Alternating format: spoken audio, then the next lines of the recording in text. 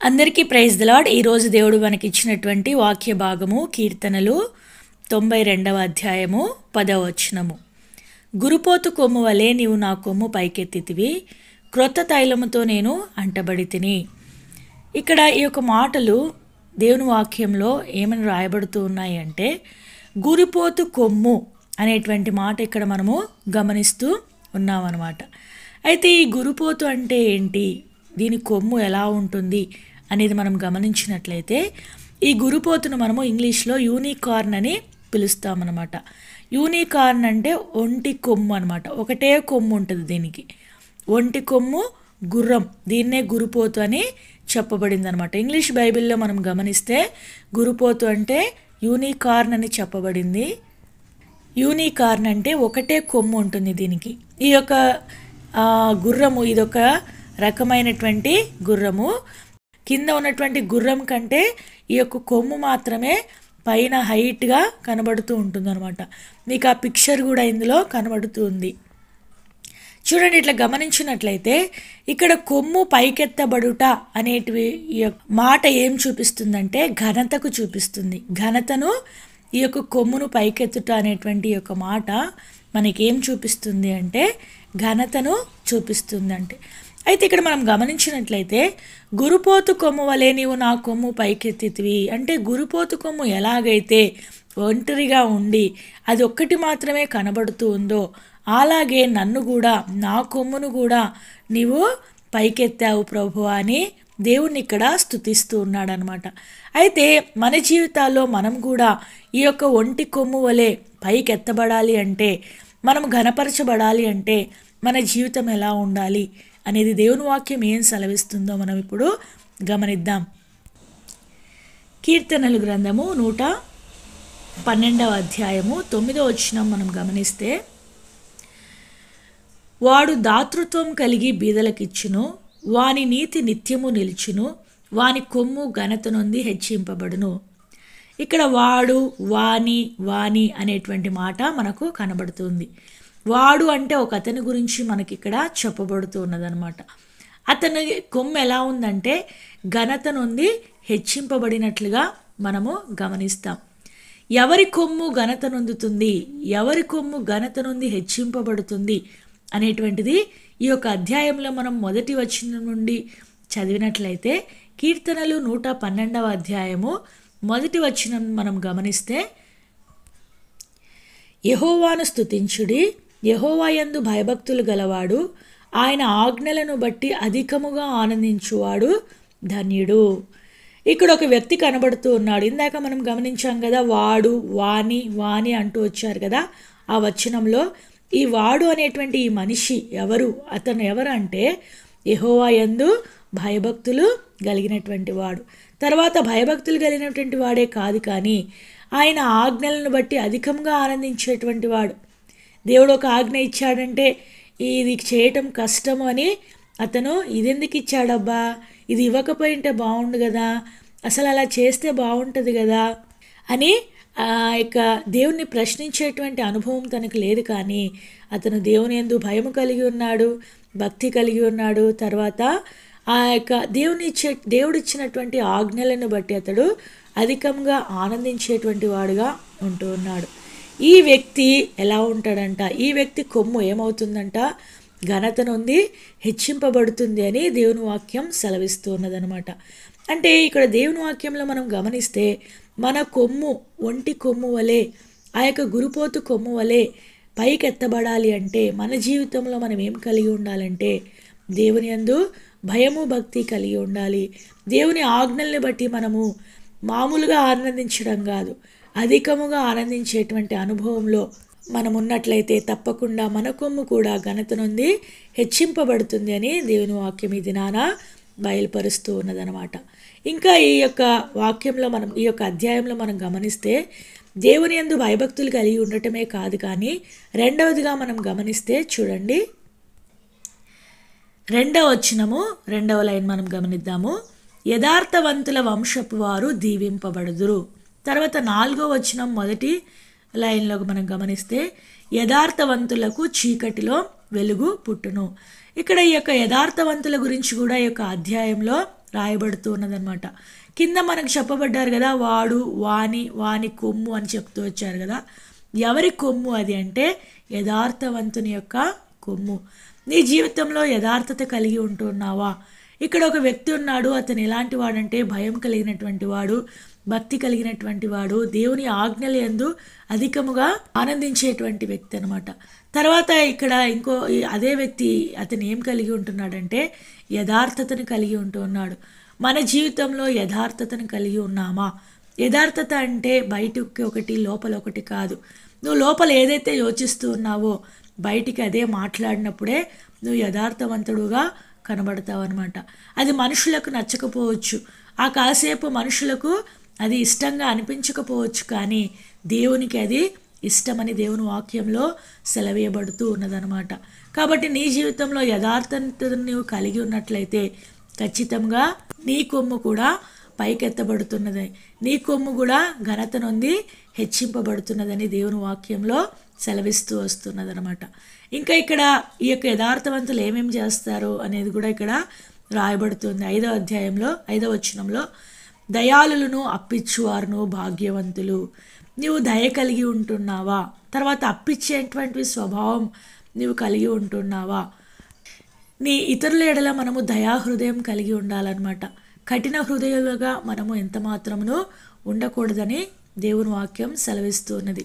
తర్వాత మన దగ్గర ఉన్న దాంట్లో ఎవరైనా ఏదైనా అక్కరలో ఉన్న వారికి మనము అప్పు అడిగినప్పుడు ఉండి కూడా దాచిపెట్టుకునేటువంటి స్వభావం మనలో ఉండకూడదు. కానీ మనకున్న దాంట్లో మనకేమి పెద్ద కోటీశ్వరులు మనకి కాదు, కానీ మనము ఒక 1000 రూపాయలు ఉంటే ఒక 100 రూపాయలు ఇచ్చేటట్లుగా నీ అక్కరలో ఉన్న వాళ్ళని దగ్గరికి వచ్చి అడిగినప్పుడు నీవు ఇచ్చే విధంగా 10 రూపాయలు ఉన్నప్పుడు 5 రూపాయలు ఇచ్చేటువంటి వాడుగా, నీకున్నటువంటి సామర్థ్యం కొలది నీవు అప్పిచ్చేటువంటి వాడుగా ఉన్నప్పుడు నీ యొక్క కొమ్ము హెచ్చింపబడేదిగా ఇక్కడ కనబడుతూ ఉన్నదనమాట.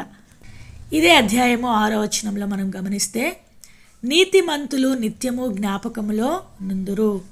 అంటే ఈ యొక్క యెహోవా యందు భయభక్తులు కలిగినటువంటి ఈ యొక్క మనిషి ఎలా ఉంటాడంటే నీతిమంతుడుగా ఉంటాడనమాట.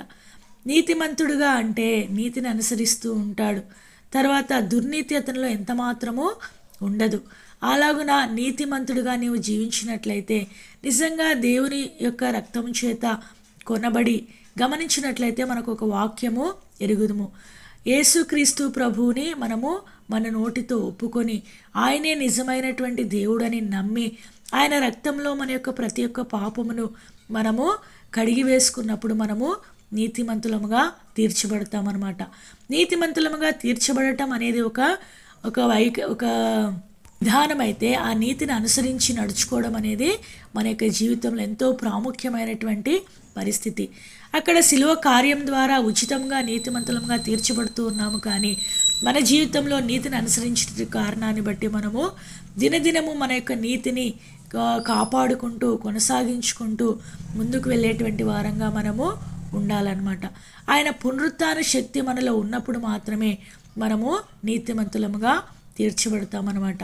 ఆ యేసుక్రీస్తు ప్రభువారు కేవలం సిలువలో కార్చినటువంటి రక్తం ద్వారానైతేనేమి, ఆయన చనిపోవడం ద్వారానైతేనేమి మనం నీతిమంతులంగా తీర్చబడతామని వ్రాయబడలేదు, కానీ ఆయన 3వ దినాన తిరిగి లేచుట ద్వారా మనము నీతిమంతులంగా తీర్చబడినట్లుగా దేవుని వాక్యంలో వ్రాయబడుతూ ఉన్నదన్నమాట.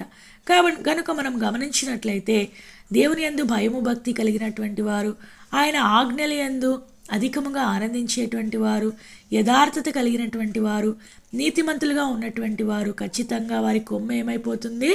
హెచ్చించబడుతుంది. తర్వాత ఇక్కడ వాడు దాతృత్వం కలిగి బీదలకు ఇచ్చును. బీదలకు ఇచ్చేటువంటి స్వభావం. అప్పు అంటే ఏంటి? మనం ఇస్తాము, తిరిగి వాళ్ళు మనకు ఇస్తారు. అయితే బీదలకు ఇచ్చేటువంటి పరిస్థితి అది కాదు.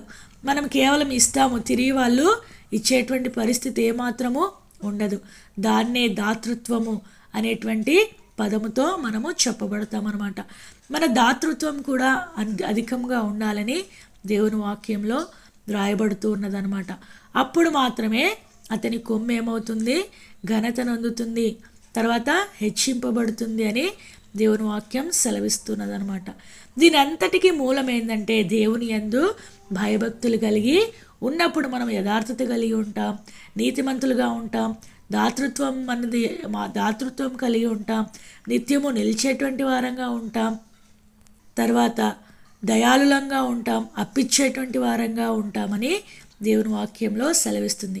ఈ లక్షణాలన్నీ నా జీవితంలో మనం కలిగి ఉన్నప్పుడు తప్పకుండా మన కొమ్ము కూడా హెచ్చింపబడుతుందని దేవుని వాక్యం ఈ దినాన మనకు బయలుపరుస్తూ ఉన్నదన్నమాట. ఇంకా మనం గమనించినట్లయితే మనకి ఇచ్చినటువంటి అంశంలో కీర్తనలు 92వ అధ్యాయము 10వ వచనం 2వ లైన్ మనం గమనిస్తే, క్రొత్త తైలముతో నేను అంటబడితిని. ఇక్కడ వాక్యం రాయబడుతున్నదంటే క్రొత్త తైలముతో అంటబడేటువంటి అనుభవం అన్నమాట. తైలముతో అంటబడేటువంటి అనుభవము మనకు సమయం లేదు కనుక 2 మాటలు మాత్రమే చూసుకుందాం. కీర్తనలు 45వ అధ్యాయము 7వ వచనం మనం గమనించినట్లయితే, తైలము అనేది అభిషేకించడానికి ఉపయోగించేటువంటిదిగా మనము దేవుని వాక్యంలో చూస్తూ ఉన్నాం. అయితే ఇక్కడ మనం గమనించినట్లయితే, నీవు నీతిని ప్రేమించి భక్తిహీనతను ద్వేషించుచున్నావు, కావున నీ దేవుడే చలికాండ్ర కంటే హెచ్చగునట్లుగా నిన్ను ఆనంద తైలంతో అభిషేకించి ఉన్నాడు. ఇక్కడ మనకు ఒక అభిషేకం కనబడుతుంది. అది ఒక తైలంతో అని మనం ఇక్కడ గమనిస్తూ ఉన్నాము. అది ఏ తైలం అంటే ఆనంద తైలము. ఈ ఆనంద తైలంతో అభిషేకించేటువంటి అనుభవం, ఆనంద తైలంతో మన తల అంటబడాలి అంటే మన జీవితంలో పైన ఒక మాట రాయబడుతున్నదనమాట. నీతిని ప్రేమించాలి, భక్తిహీనతను ద్వేషించాలి. మన జీవితంలో నీతిని ప్రేమిస్తూ ఉన్నామా, అవినీతిని ప్రేమిస్తూ ఉన్నామా? అవినీతిని వలన కలుగు లాభమును నీవు ఆశిస్తూ ఉంటూ ఉన్నావా? అయితే ఈ యొక్క అభిషేక తైలం నీకు దొరకదని దేవుని వాక్యము సెలవిస్తున్నదనమాట. నీవు ఎల్లప్పుడూ ప్రతి విషయంలో నీ దగ్గర ఎంత డబ్బున్నా, ఎంత పేదరికంలో ఉన్నా కూడా నీవు నీతిని ప్రేమించేటువంటి అనుభవంలో ఉంటే, దుర్నీతిగా అవినీతికి నువ్వు పాల్పడకుండా ఉన్నట్లయితే ఖచ్చితంగా నీవేం చేయబడతావు? ఈ యొక్క తైలంతో అభిషేకించబడతావు. భక్తిహీనతను, నీతిని ప్రేమించటమే కాదు, భక్తిహీనతను మనం ఏం చేయాలి? ద్వేషించేటువంటి వారంగా ఉండాలి. అంటే చెడుతనాన్ని ద్వేషించేటువంటి అనుభవంలో మనం ఉన్నట్లయితే, దుర్నీతిని, అవినీతిని మనము ద్వేషించేటువంటి అనుభవంలో మనం ఉన్నట్లయితే ఖచ్చితంగా మనము ఆనంద తైలంతో అభిషేకించబడేటువంటి వారంగా ఉంటాం. మన జీవితంలో మనం గమనించవచ్చు, ఎన్నో ధనధాన్యాదులు, భోగభాగ్యములు, ఐశ్వర్యవంతులు చక్కగా ఆనందంగా ఉంటారని మనం ఆశిస్తూ ఉంటాం, మనం అనుకుంటూ ఉంటాం. కానీ మీరు గమనించినట్లయితే నీ యొక్క హృదయంలో దేవుడిచ్చేటువంటి ఆనందాన్ని, దేవుడిచ్చేటువంటి నెమ్మదిని నిజంగా నీవు అనుభవిస్తూ ఉన్నావంటే ఖచ్చితంగా నీవే ధన్యుడవు, నీవే ధనవంతుడవు, నీవే భోగభాగ్యములు కలిగినటువంటి వాడవు, నీవే ఐశ్వర్యవంతుడవని దేవుని వాక్యము సెలవిస్తున్నది. ఎందుకంటే ఆనందము, నెమ్మది లేనటువంటి డబ్బు, ఆనందము, నెమ్మది ఇవ్వనటువంటి ఐశ్వర్యము, ఆనందము, నెమ్మది ఇవ్వనటువంటి భోగభాగ్యములు, లగ్జరియస్ లైఫ్లు ఏమాత్రము మనకు అవసరం లేనటువంటిగా దేవుని వాక్యంలో మనము తెలియపరచబడుతూ ఉన్నామన్నమాట. కాబట్టి దేవుడిచ్చేటువంటి ఆనందాన్ని పొందుతూ, నీకు ఉన్న దాంట్లో నీవు తృప్తి పొందేటువంటి అనుభవం కలిగి ఉన్న పరిస్థితిలో కూడా నీవు నీతిని ప్రేమించి భక్తిహీనతను ద్వేషించేటువంటి అనుభవంలో నీవు ఉన్నట్లయితే ఖచ్చితంగా దేవుడు నిన్ను ఆనంద తైలంతో అభిషేకించేటువంటి వాడుగా ఉన్నాడు. ఒక దినాన ఖచ్చితంగా నీ కొమ్ము ఘనత నుండి హెచ్చింపబడేదిగా ఉంటుందని దేవుని వాక్యంలో దేవుడి దినాన మనకు బయలుపరుస్తూ ఉన్నాడనమాట. మరొకసారి యొక్క మాటను చదువుకొని ముగించుకుందాం. కీర్తనలు 92వ అధ్యాయము 10వ వచనం, గురుపోతు కొమ్మవలే నీవు నా కొమ్ము పైకెత్తితివి, క్రొత్త తైలంతో నేను అంటబడితిని. ఈలాగున మన జీవితాల్లో మన కొమ్ము కూడా పైకెత్తే విధంగా మన జీవితాలు ఉండాలని, మనం కూడా ఇక్కడ ఉన్నటువంటి ఆ యొక్క క్రొత్త తైలము అనేటువంటి ఆనంద తైలంతో మనం కూడా అంటబడాలని దేవుడు కోరినట్లుగా మన జీవితాల్ని మనము కట్టుకుందుముగాక. దేవుడి కొన్ని మాటలను దీవించి ఆశీర్వదించునుగాక. ఆమేన్.